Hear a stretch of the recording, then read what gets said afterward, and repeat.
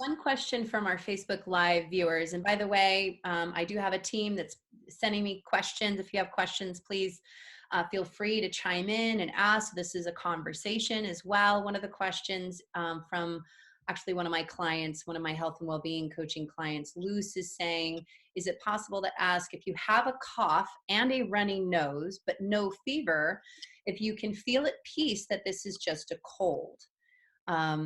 So what would you say to answer her question there? Well, I would say keep yourself well monitored with a healthcare practitioner. It's unlikely that this is a COVID-19 symptom, but at this point, we are not sure how the disease presents across the board in the US. Later on in this interview, I know that we're going to talk about the ages that are being the highest, that we're seeing the highest type of complications in the US. So I think for your viewer who asked that question, the question is yes, be in your seat, be taking care of yourselves, be self-assured, but don't stop right there, or don't stop yourself from asking the right questions to your practitioner. And I would also say, assume you have it, not in a negative way, but in terms of like, what was it? It was physical distancing, not social, Yeah. because we can still be social and connect and bond in multimedia ways. I love that, doctor. I think that's really brilliant. But physically distancing yourself, because you don't know. I don't know. And so I've acted as if I do have it, not in a bad way, because ultimately I'm going to continue to take good care of myself and rest and follow the instructions, which we are going to share with our viewers in just a minute here. Some of the things that you can do, to prevent, right, in advance, as well as if you do feel symptomatic, some of the tools and tips that you've provided to me that have really been extremely helpful, that we also wanted to share with everyone. Was there anything else that you wanted to share that are really the differences between the common cold and COVID-19? Yes, there's several things. So just tagging on what you just said, Jennifer, you couldn't have been more clear about social distancing, self-isolation being the number one thing that we know has worked.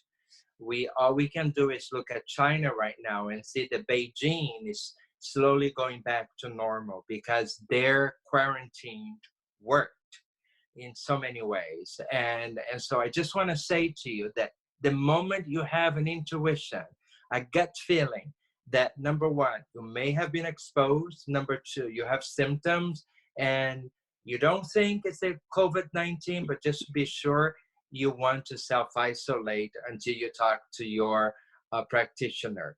Why is that? It's called the herd immunity, because the way for us to flatten the curve, you've all seen the curve going to, it's called a bell curve, right? It goes up like a bell, and then it goes down. We don't want this curve to get to the very top of the bell, because that means a lot of illnesses, a lot of disease, and hospitals being overwhelmed. We will not be able to take care of everyone that comes into the hospital if we don't flatten this curve.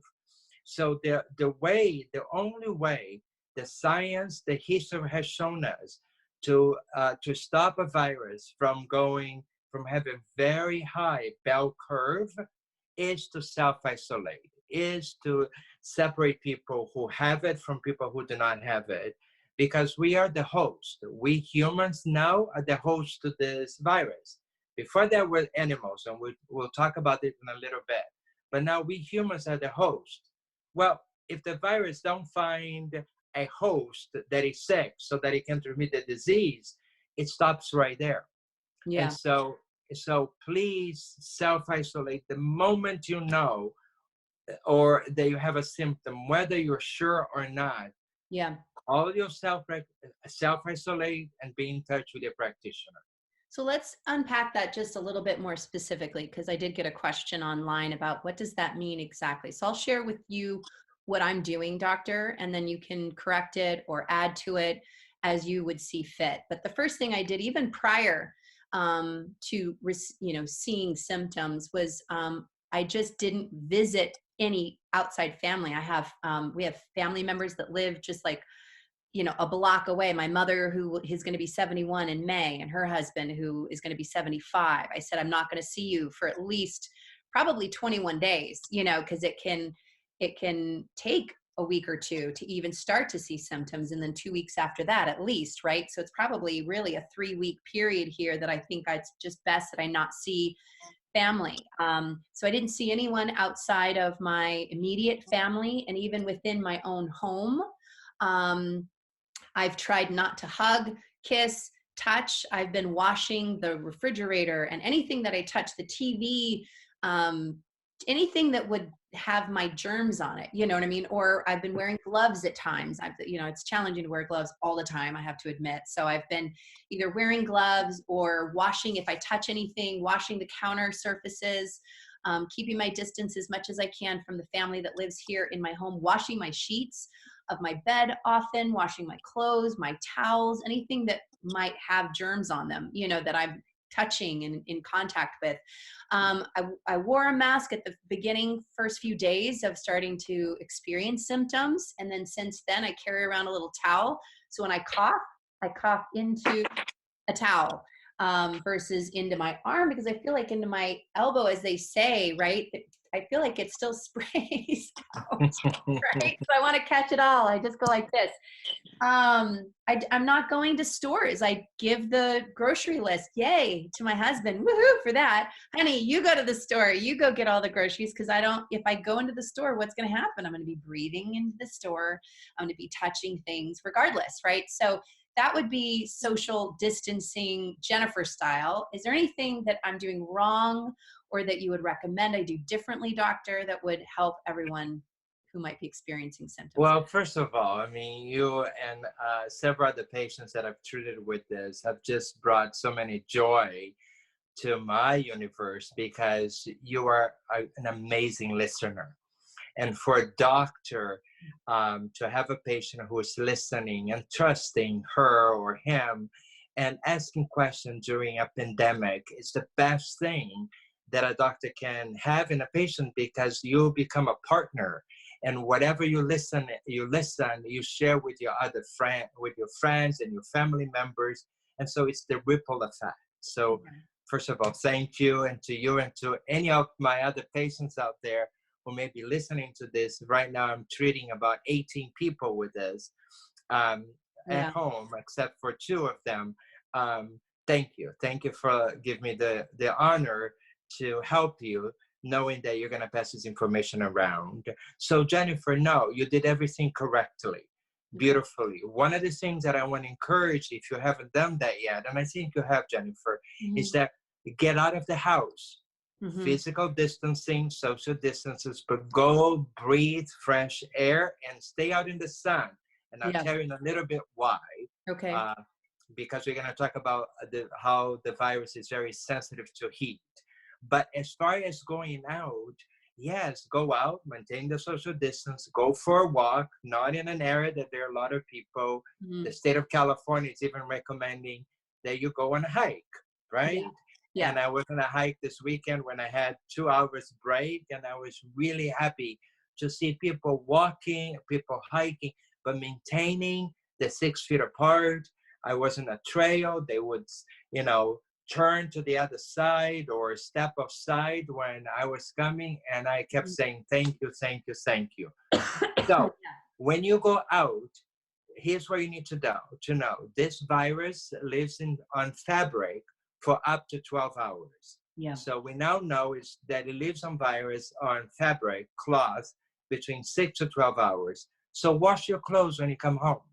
Okay. Just take your clothes out. You don't have to go, oh my God, I cannot come into the house. Don't bring the anxiety up, because you're going to release the cortisol that I told you about. Instead, come home quietly and go into your place where your washing machine is and wash your clothes. Soap is the best way to wash your hands and to do your clothing. Why is that? Because soap is very slippery. The virus not only does not like soap, right? Soap kills it, but also it slips through the soap. And so it's not able to stay stuck where you need to do. and to create the problems that it does. So soap is extremely important. Regular soap, it doesn't have to be fancy soap or expensive soap, just your regular soap. Make sure that you do that. The virus is also known to live on surfaces for up to 12 hours. So, when you come home, wash your hands. And if you forget to wash your hands and you touch your fridge or your oven or your counter, don't despair. Get a sponge, wash it with soap, and then later on, wash the sponge with hot water. It has to be hot water. And when you do your clothes, just to be safe, also doing hot water. Why hot? Well, this virus, there's so many rumors out there that we're trying to dispel right now and to debunk, but some things are not. The science behind it has been amazing. I wanna just say thank you to the European version of the CDC. It's called the EC CDC, and because the information that they put out is just being so clear, so beautiful, together with our own information from the CDC, the one that we have so far, it's really bringing me to this place where we're here right now, which is to say, what's the scientific evidence of this thing? Because there's so much happening out there in terms of rumors. Very little do we know about it, but what we know about it has been extremely, extremely helpful. This virus is very sensitive to heat. So in experiments, it dies at about 56 degrees centigrade. So 56 degrees centigrade is roughly about 130 degrees Fahrenheit. So keep your bodies warm. Go out in the sun. Don't drink anything cold. Drink either water or fluids at room temperature, or there you go, or tea. Yeah. If you like green tea, and if you can stand green tea because it has caffeine, and some of us do not do well with caffeine, but if you like green tea, or if it does well for you, drink green tea. Use it.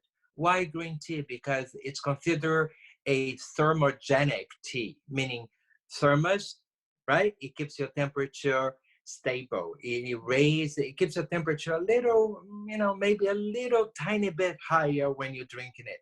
And the virus hates that. Keep your body warm.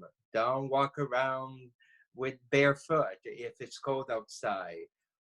Be bundled up. If you can, crank up your heat at home. And if you have a sauna at home, or if you have access to a non-public sauna, and But here's they the have blankets now. They have like an infrared exactly blanket you can get on Amazon or somewhere, I think now. exactly you can. It's called an infrared blanket. So if you get that, or if you have a steam bath at home, if you have a sauna, some of us do. I If you just took a have, hot bath. I mean, I don't yeah, have any of those things, but I kicked up the heat really hot. I put some Epsom salts in the bathtub, and I got myself all the way up to my neck. This was when I didn't have a voice a couple of days ago. And so I was sweating because I wanted to turn up the volume on my, internal temperature. It felt really, really right. good. Right. Yeah. So, but here's a caveat. So, what Jennifer did, you guys, is phenomenal. So, you go in the shower, you keep your body warm, crank up the heat before you get out of the shower. Make sure your house is warm, or the space Yeah. area you're in. Most of us don't do that, right? Myself No. included. If Yeah. I go in and I love hot showers or a hot bath, I don't think about the shock that my body may undergo, even if it's for just a minute, when it gets out of the hot water into cold air. Yeah. So crank up your heat. You don't want this thermos, this shock in temperature going through your body. And so make sure that you crank up the heat before you get out the shower. And then what Jennifer was referring to is that Amazon, and I don't know how long it's going to be available for, but Amazon has something called the infrared blanket. And infrared is just that. It's high heat that penetrates your skin a little better than regular heat, regular sauna, even though they're good as well. But if it's a choice between infrared and regular sauna. I always advise people to go to the infrared. Um, why is that important? Because not only the virus is very sensitive to heat, but also when you sweat, you're cleaning the largest organ in your body, right? We're talking about this virus being a droplet. It comes through your nose, it comes through your mouth, it comes through your skin sometimes because it falls in your hands and you rub against your arms, Right. your face. So if you are indeed sweating, you're detoxing. You are now, your body temperature has been raised and you're getting rid of toxins in your body through sweating. So sweating in any medical condition or non-medical condition, sweating is essential to good health. And this could not be more true for this virus than if you can sweat, sweat, and then change your clothes, of course, when you are in the in the in the sauna or in the infrared blanket. Make sure that not only you clean that infrared blanket with warm water and a sponge, but also that you wash all your clothes with hot water and regular soap, laundry soap. Yeah. Some of the, let me just speak to a couple of the tips that you offered just while we're on this subject of the heat. So we talked about, the hot tea.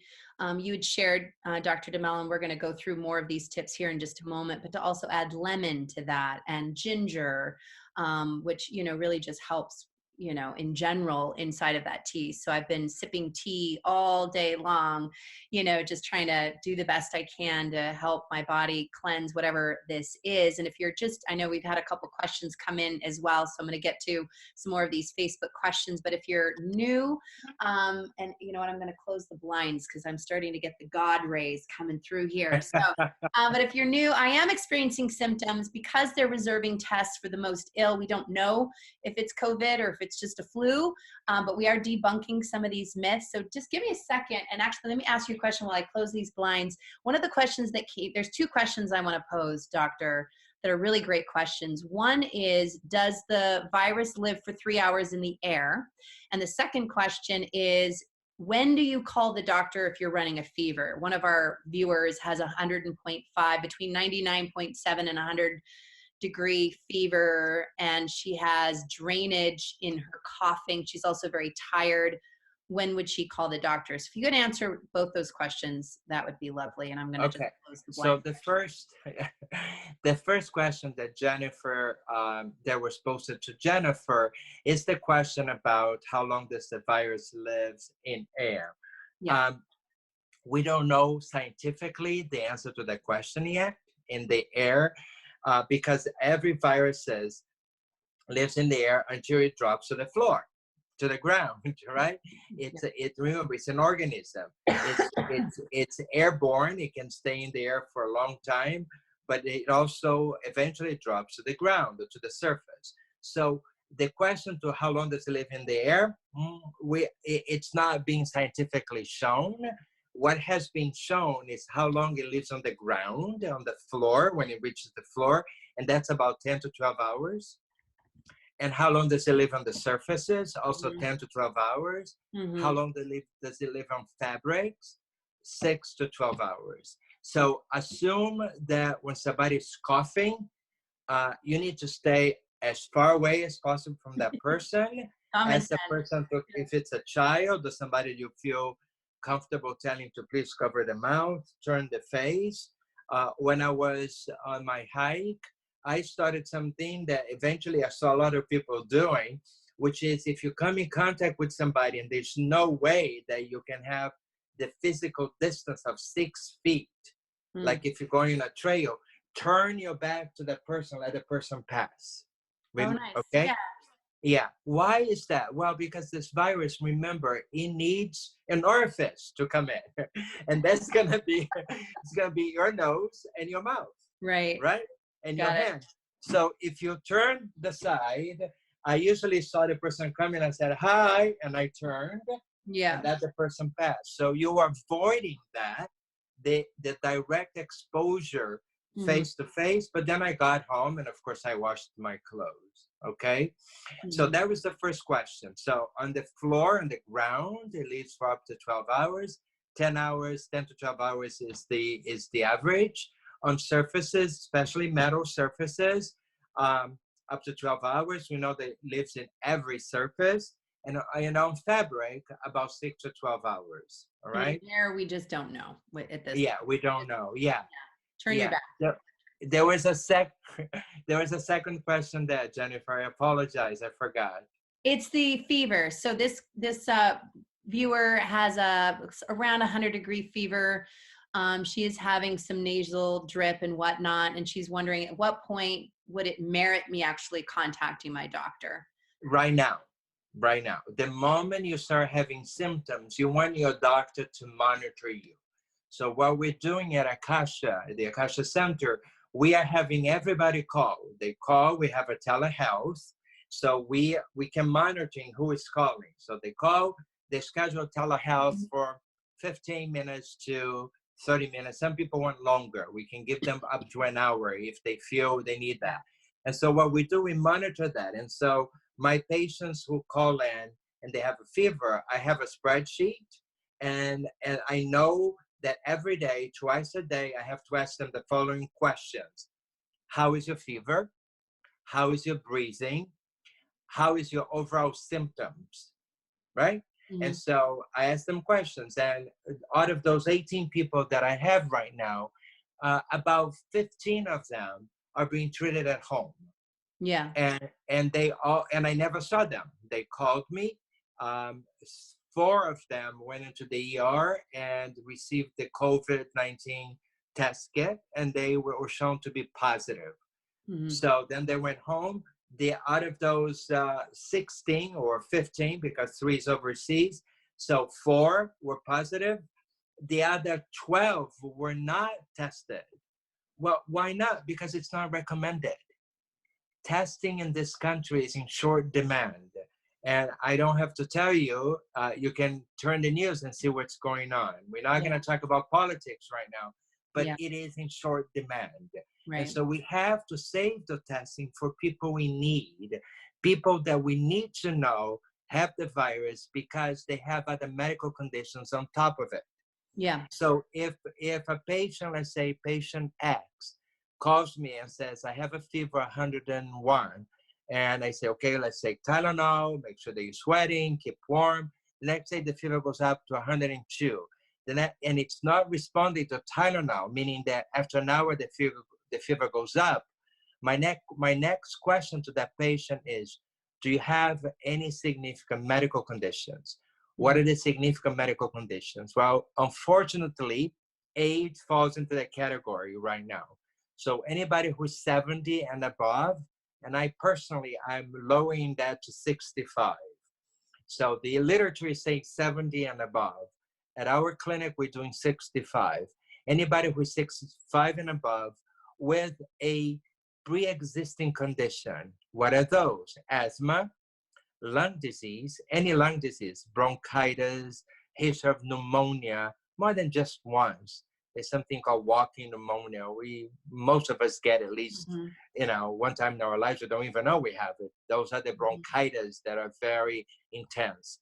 But Mhm. people who have had multiple histories of pneumonia, they have what's called lung scarring, and the Mhm. scar in the lungs can become a reservoir for these viruses. So pre-existing condition with lung disease, diabetes, a huge one, Mm. heart disease for sure, kidney disease for sure. In other words, any medical condition becomes a reason why these patients have to be further evaluated. And Mhm. in order for them to be further evaluated, they must be tested. Right. What happens if let's talk about Jennifer Jiménez, who called me and said, Dr. D, I'm having symptoms. So Yes. I asked her, Jennifer, where were you in the last few days? She was in New York. She was participating in a conference, and she probably, New York is a hotbed for this stuff right now. She probably got exposed. So I said to Jennifer, let's treat you with supportive therapy. If Jennifer had the test, because she has no medical condition, because she's a good listener, because she has access to care, the treatment will not change. The Right. same thing that I told her to do would be the thing that I would tell her to do if she had the virus, if she were positive. until she got worse, which Right. most people are not. Because if Jennifer thinks she has the virus and she insists in going out there to be tested, first of all, there are no testing kits available. But even if you were, now she's exposing herself Right. even more. And Yeah. not only that, she's exposing everybody she comes in contact with. So Yes. why do that, you guys? It is, I personally think, I've spoken with a couple of my colleagues out there who is recommending that people go line up for testing. I Mm. personally think that it's medically irresponsible for people to do that at this point because of the herd immunity. Now, don't don't make any mistake in what I'm saying, please. If you have symptoms that is not responding to the what we call supportive therapy, and your doctor tells you to go into a facility, that's what you do. But until then, please stay home. Do some of the things that Jennifer has suggested, some of the things that I'm suggesting, and help us help you. And in doing so, you're also helping your neighbors, your grandparents, your children, your children's teachers. You're helping everybody, but stopping or by flattening this curve from the bell curve to a flattened curve. Yeah. So let me just talk for just a moment about the mental and emotional impact of feeling like I might have it. I'm not going to know either way. So what do I do? Because I get you on the phone for like a hot second, and then you're off running around at the hospital and dealing with your other 14 plus patients, and that's counting because the other day I talked to you, there were 4, and now there's 14, 15. So now what? Here I am dealing with these symptoms. So number one, when I called Dr. DeMello, and I also called Kaiser, I didn't have a voice. I could barely, literally, I literally was whispering. I was like, "Can you hear me?" Because I had no voice. And I just felt, that I want to catch this early on. I use my voice for a living, so it's important that I'm proactive. I didn't want to wait around. If there's something I could do to really get on top of this, I wanted to be proactive. So that was number one. Once I knew that, I was smart enough to know I'd just been in New York. So chances are pretty high that I might be a carrier and, or, I don't get sick often. So I was actually pretty shocked that I came down with symptoms, but I also didn't beat myself up over it. That can be worse, right? Oh no, what did you do? And, I just said, okay, here we are. This is what we're doing. And I did basically everything that the doctor shared. I, gargled with lemon water and what is it, doctor? It's lemon water and It's salt, a salt li- and and a vinegar. little, yes, Yeah, yes. 3 times a day. I've been doing that 3 times a day, keeping the home warm, going out and sitting in the sun. One of the questions that just came in is, can I keep my windows open? Yes, you can keep your windows open. Please, no, Yeah. yeah. Not only you can, but you should. Yeah, so I figured if I'm breathing and I've got this thing, I want to air my house out. So I opened up everybody's windows. I mean, we're in California, so it's warmer here. Turned on the fan so that the air, could move the air through, which was helpful. I went out in the sun, like you're sharing. I've gone on walks and taken my dog for a walk. I've been practicing social distancing, all of the things, that you're sharing, but also in my own mind. I'm just going to speak to 2 things. Number one, it is frustrating. I have to say, there's a part of me, I've learned not to listen to that ego or that human part that wants to get all caught up in drama or irritation and anger that they should have a test for me. Why can I not get tested? I want to be tested. A part of me wants to know, just to have the peace of mind of knowing, because our human mind wants to solve problems, wants to have a solution, wants to have an answer. It's the nature of the human brain. And at the same time, that's not it. From what I'm hearing, my doctors say it's not socially responsible to push for that. So I'm going to pause the part of my brain that wants to answer that question. And I'm going to open up to another part of me that the truth is, it doesn't matter. The truth is, my symptoms are my symptoms. The treatment's going to be the same. So let it go, Jennifer. Yeah, And I yeah. released that. I let it go. And I just paused and said, I'm going to really focus on what matters most, which is keeping myself away from anybody. The most powerful thing I can do is isolate. and to take really extra good care of myself right now, which I'm doing, and Yeah. to not get all stressed out about it, to not watch the news a lot because it just adds more cortisol to my body, and my body's already trying to fight something else. So I want to do everything I can to boost my immunity. And Dr. DeMello, you talk about fresh fruits and vegetables and staying away from sugar and wheat and things that are harder on the body right now. So I've been following, all of your advice, but most importantly, keeping an optimistic mindset and a Yeah. positive mindset, and seeking things that keep my spirits lifted, like laughter, and focusing on the things that I do know for sure. And I will say there's added stress to all of this because, we run a personal development business where events and getting people together is a primary source of our business and income. And so we've been navigating some very challenging waters. We know people that have lost their jobs. We know there's a lot of fear and anxiety, running around. So, really focusing on just calming the mind and focusing on what I know for sure, and focusing on, how to keep myself in a positive mindset and reduce anxiety and stress, and taking a lot of deep breaths in through the nose, as you've taught, Dr. DeMello. Yeah. 3 counts in, 3 or 4 counts in, and then double that out, 6 to 8 counts out through the mouth, in through the nose, out through the mouth, calm the nervous system.